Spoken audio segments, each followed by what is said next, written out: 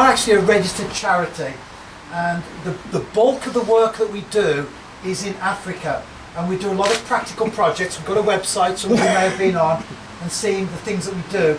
And so for a while now, with the surplus money from the Sevens, we've been doing something in Africa. So after we've paid the reps, I know people think we shouldn't pay the reps, they should pay us, but after we've paid the reps and we bought the trophies, I mean tonight, you know, we didn't get much change out of 600 quid, so you know, we get some good trophies, pay the pitch hire as well, which isn't cheap.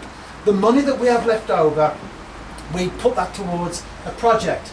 And so just a while back, I was shared with John, who did the presentation a little bit earlier, and Andy is going to come and do it in a moment. We form a committee, so any decisions that we make on rule changes or bans for red cards, it's not me, I do the admin, but it's not me that sort of decides myself. I'm not like Sepp Blatter, you know, just decide we're going to do this and we're going to do that. We do talk as a committee and we make decisions, you know, based on that.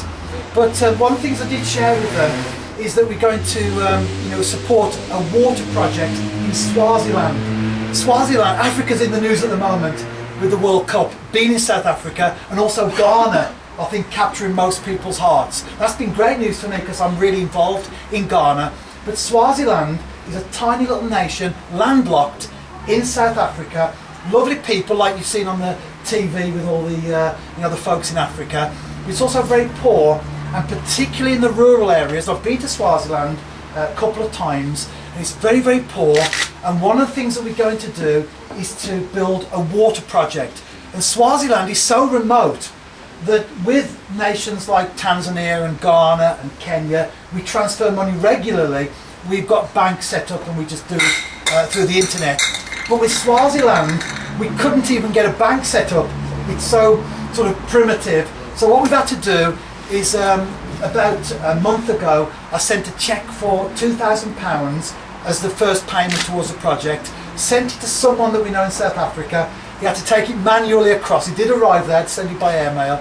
It did arrive, and he's now took it across to Swaziland. I've heard from him this week, and when that's cleared, they're going to start the project. So what I will do, I would love to have been able to do it tonight, but because of the you know, the time involved, I'll be able to get some photographs of the water project. It's a rural place working with AIDS orphans and people that just don't have access to fresh water. You know, things that we moan about, like the bus was 5 minutes late, or you know, I've got a splinter in my finger, you know, that sort of thing.